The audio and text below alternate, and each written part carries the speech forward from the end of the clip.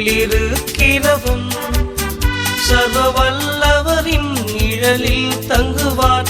இது பரமசிலாக்கியமே. சர்வ வல்லவரின் நிழலில் தங்குவான். இது பரமசிலாக்கியமே. அவர் செட்டை கீழடை களம் போகவே தம் சிறகுகளால் மூடுவார். പ്രത്യാശയേറി പ്രഭാതനായി ഞങ്ങൾ സ്തുതിക്കുന്നു, സ്തോത്രം ചെയ്യുന്നു. ഈ ആഴ്ചവട്ടത്തിന് 1-ാം ദിവസം രാവിലെ ഞങ്ങൾ ഒരുമിച്ച് നസറായനായ യേശു ക്രിസ്തുവിന്റെ നാമത്തിൽ കൂടി കർത്താവിന്റെ മഹത്വം ധരിക്കുവാൻ സ്തുതിക്കുവാൻ ഞങ്ങൾ ലഭിച്ച ശ്രേഷ്ഠ ഭാഗ്യത്തിനായി ഞങ്ങൾ സ്തുതിക്കുന്നു.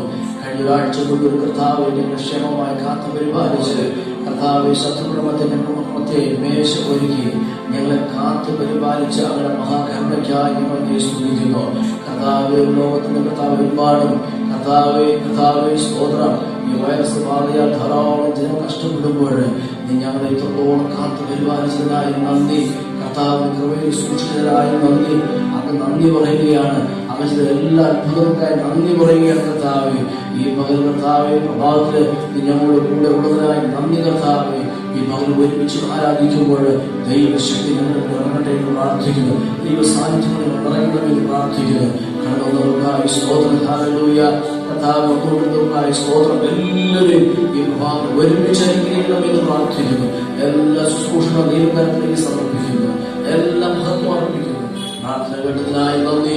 യേശു ക്രിസ്തുവിൻ നാമത്തിൽ തന്നെ.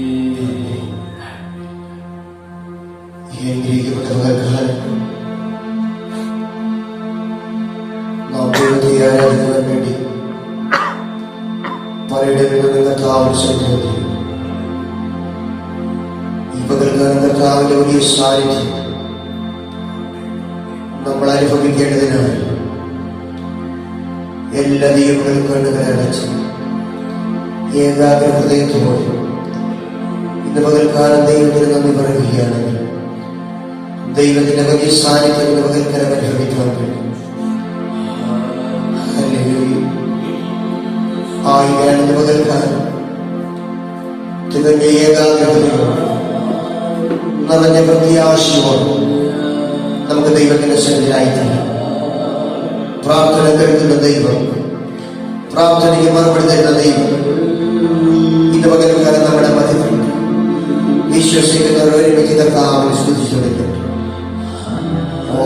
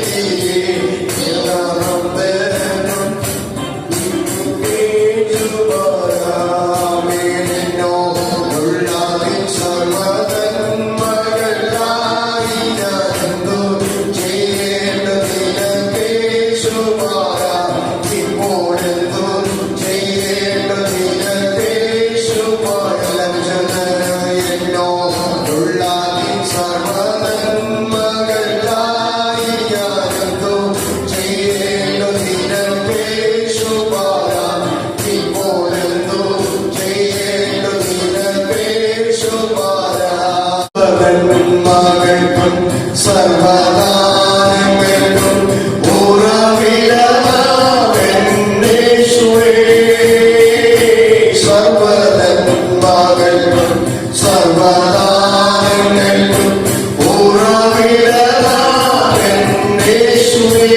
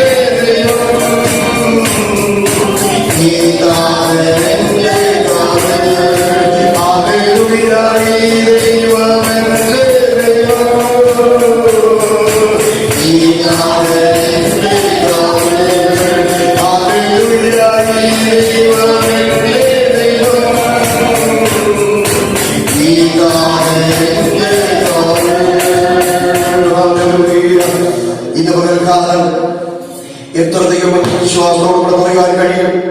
ഈ ദൈവം എന്റെ ദൈവം. Hallelujah, hallelujah.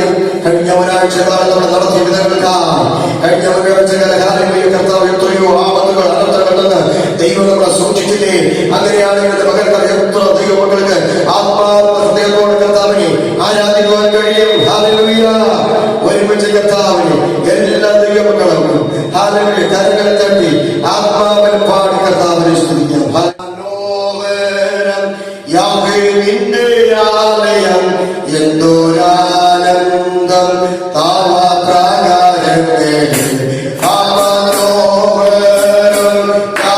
നിന്റെ ആലയോ എന്തോരാനന്ദം താവാപ്രാകാരത്തെ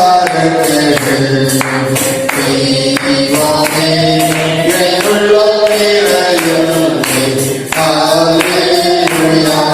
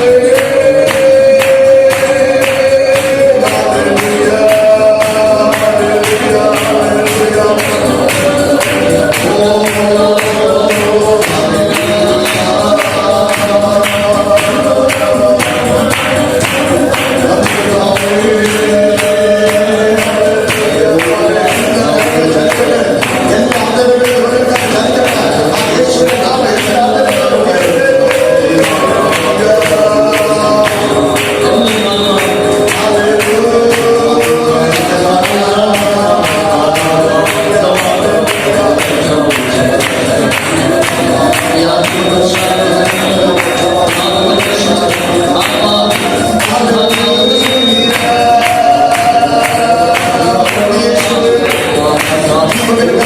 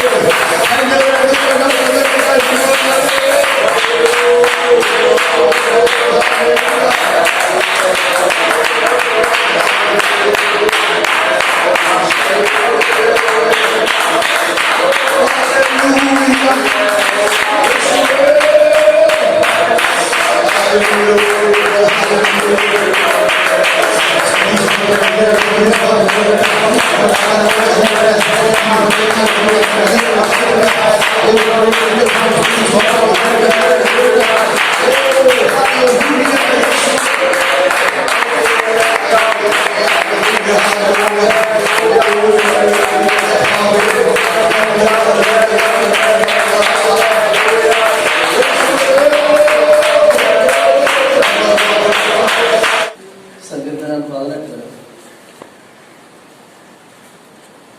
അതിന്റെ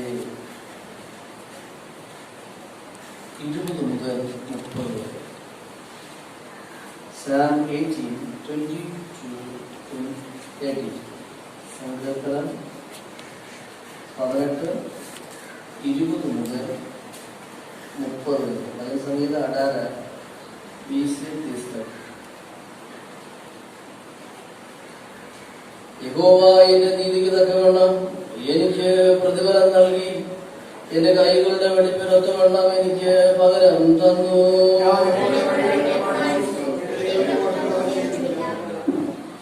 അവന്റെ വിധികളൊക്കെയും എന്റെ മുമ്പിലുണ്ട്, അവന്റെ ചട്ടങ്ങളെ ഞാൻ വിട്ട് നടന്നിട്ടുമില്ല.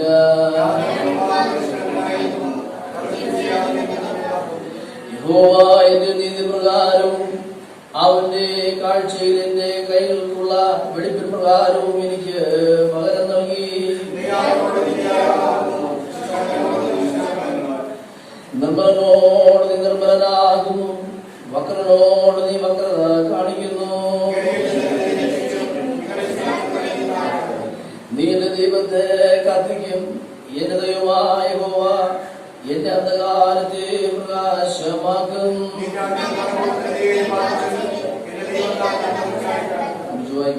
ദൈവത്തിന്റെ വഴി തികവുള്ളത്, യഹോവയുടെ വചനം ഊതിക്കഴിഞ്ഞത്, തന്റെ ശരണമാർക്കും ഏവർക്കും അവൻ പരിചയാകുന്നു. ഈ അനുഗ്രഹിക്കപ്പെട്ട സങ്കീർത്തനം ഒരുമിച്ച് പാടുവാൻ കർത്താവ് നമുക്ക് ഈ മനോഹരമായ ദിവസം നൽകിയത് കൊണ്ട് നമ്മുടെ ഘനങ്ങളെ ഉയർത്തി എല്ലാവരും ഒരുമിച്ച് ഒരേ മനസ്സോടെ കർത്താവിന്റെ സന്നിധിയിൽ ഒരുമിച്ച് കർത്താവ് നന്ദി പറയാം.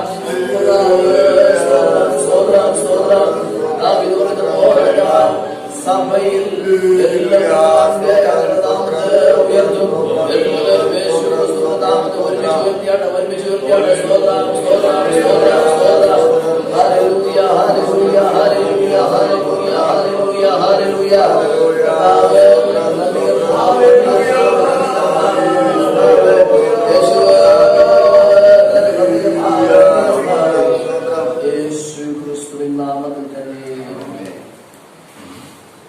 അനുഗ്രഹിക്കപ്പെട്ട നല്ല ഈ ദിവസത്തിനായി കർത്താവിനെ സ്തുതിക്കുന്നു. ഒരു ഞായറാഴ്ച, ഈ മാസത്തിന്റെ 2ാമത്തെ ഞായറാഴ്ച, ഈ 13-ാം തീയതി നമുക്ക് ഒരുമിച്ച് നസ്രായനായ യേശു ക്രിസ്തുവിന്റെ നാമത്തിൽ ഒരുമിച്ച് കൂടി കർത്താവിന്റെ മഹത്വം ധരിക്കുവാൻ നമുക്ക് ലഭിച്ച ഭാഗ്യം ഏറ്റവും ശ്രേഷ്ഠമാണ്. കാലാവസ്ഥ അല്പമായി നമുക്ക് പ്രതികൂലമായിരിക്കുന്നെങ്കിൽ തന്നെയും ഈ ഭദ്രതമായിരിക്കുന്നത് വിശ്വാസത്താൽ. വിശ്വാസത്തിന്റെ തീരുമാനം വിശ്വാസത്താൽ ജീവിക്കും. നമ്മുടെ ആരാധന, നമ്മുടെ പ്രാർത്ഥന, നമ്മുടെ സ്തുതി, നമ്മുടെ സ്തോത്രം, നമ്മുടെ കർത്താവിന്റെ സന്നിധി ചെയ്യുന്നത് എല്ലാം വിശ്വാസത്താലാണ്. ദൈവത്തിന്റെ പ്രവൃത്തി ദൈവജനത്തിന്റെ മധ്യത്തിൽ വെളിപ്പെടുന്നത് അത് വിശ്വാസത്താൽ ചെയ്യുമ്പോഴാണ്, അത് സ്നേഹത്തിൽ ചെയ്യുമ്പോഴാണ്, അത് ദൈവത്തിന്റെ ആത്മാവിൽ ശരണപ്പെട്ട് ചെയ്യുമ്പോഴാണ്. ദൈവത്തിന്റെ പ്രവർത്തന ഭവനങ്ങളിലായിരിക്കുമ്പോൾ, നാം ജോലികളിലായിരിക്കുമ്പോൾ, നാം ഏതൊക്കെ സ്ഥാനങ്ങളിലായിരിക്കുമ്പോൾ അവിടെ ദൈവത്തിന്റെ കരം നമുക്ക് അനുകൂലമായി വെളിപ്പെടുവാനിടയായി തീരും. ദൈവത്തിന്റെ അനുകൂല കരം ദൈവത്തിന് വലിയ ശക്തിയായി വെളിപ്പെടുവാനിടയായി തീരും. ഇസ്രായേൽ ജനത്തെ മോശ നടത്തുമ്പോൾ ദൈവത്തിന്റെ ശക്തി മോശയിലൂടെ വെളിപ്പെടുവാനിടയായി തീർന്നു. വിശ്വാസത്താൽ മോശ കൈ ഉയർത്തിയപ്പോൾ ദൈവത്തിന്റെ പ്രവൃത്തി ദൈവജനത്തിന്റെ മധ്യേ വരുവാനിടയായി തീർന്നു.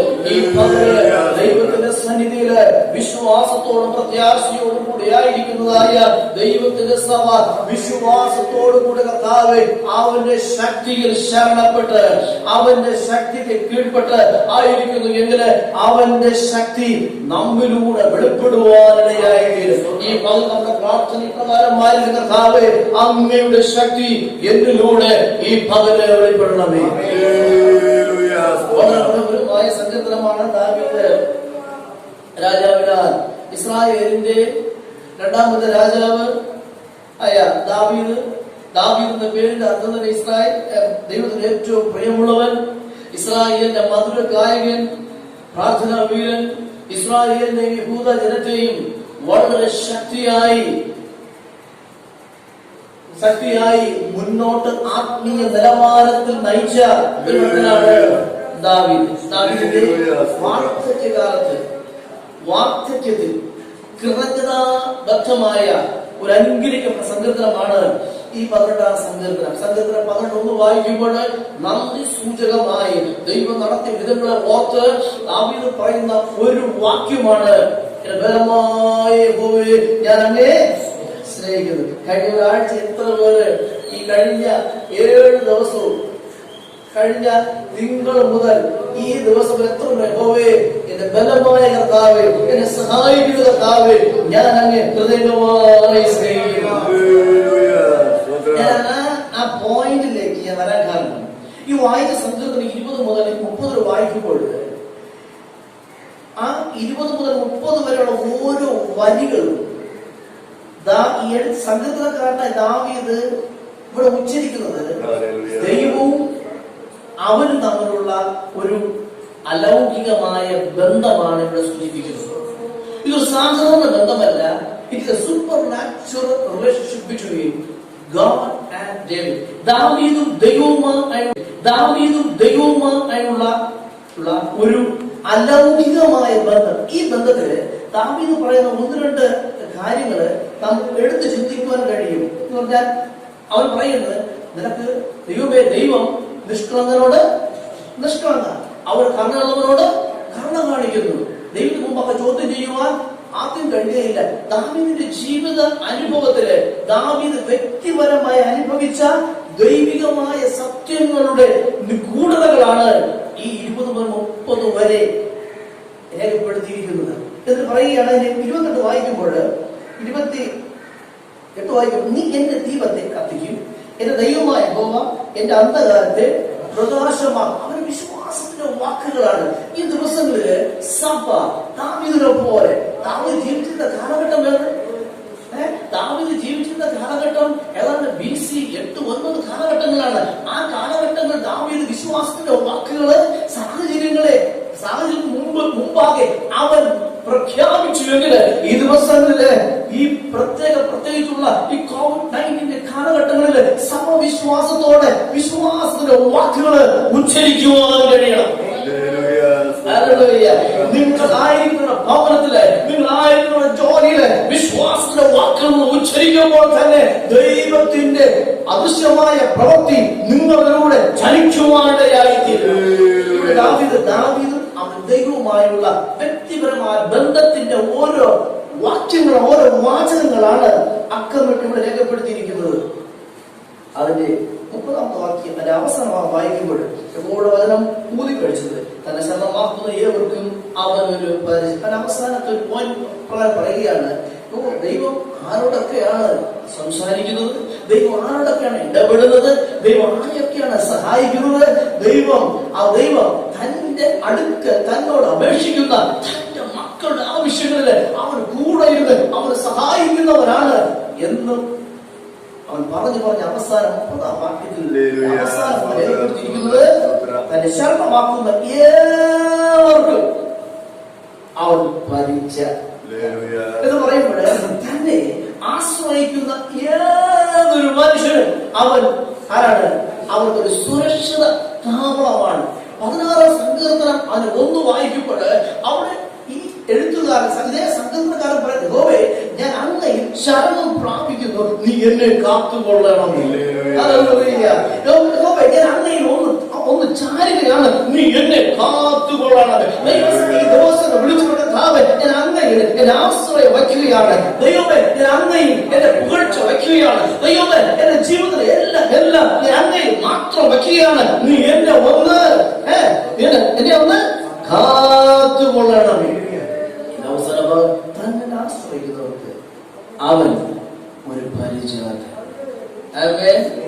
ഇനി നാം ഉൾക്കൊള്ളാൻ പറ്റുന്ന ഭാഷയിൽ ഇപ്രകാരം സൂര്യന്റെ ഉദയം മുതൽ അസ്തമയം വരെ ലഭിക്കുന്ന എല്ലാ അവസരങ്ങളിലും ഇപ്രകാരം സഭ വിളിച്ചു പറയണം, കർത്താവേ, ഞാൻ അങ്ങയിൽ ശരണം പ്രാപിക്കുന്നു. കർത്താവേ, ഞാൻ അങ്ങയിൽ ആശ്രയം വയ്ക്കുന്നു. നീ എനിക്ക് ഒരു പരിചയമായിരിക്കണം എന്ന് പറയുമ്പോൾ നീ എനിക്ക് സുരക്ഷിതമായിരിക്കണമേ. കാരണം നമുക്ക് സുരക്ഷിതം തരുവാൻ നമുക്കതിന് ആരും ഇല്ലാതിരിക്കുമ്പോൾ എല്ലാവരും ജീവനെ ഭയപ്പെട്ട് അങ്ങോട്ടും ഇങ്ങോട്ടും ഓടി പറയുമ്പോൾ നമുക്ക് പരിചയമായിരിക്കുവാൻ ഒരുവരെ ഉണ്ട്. അവന്റെ പേര് യേശുവാണ്. ഈ പകരം നമുക്ക് പരിചയമാകുന്ന ആ ദൈവത്തിന്റെ ആ സുരക്ഷിതത്വത്തിൽ ആയിരിക്കാൻ നമ്മെ തന്നെ പൂർണ്ണമായി സമർപ്പിക്കുക, ഏൽപ്പിക്കുക. കർത്താവ് നമുക്ക് ചുറ്റും ഒരു പരിചയം തന്നെയായിരിക്കും. ഈ വാക്കുകളാൽ കർത്താവ് എല്ലാവരെയും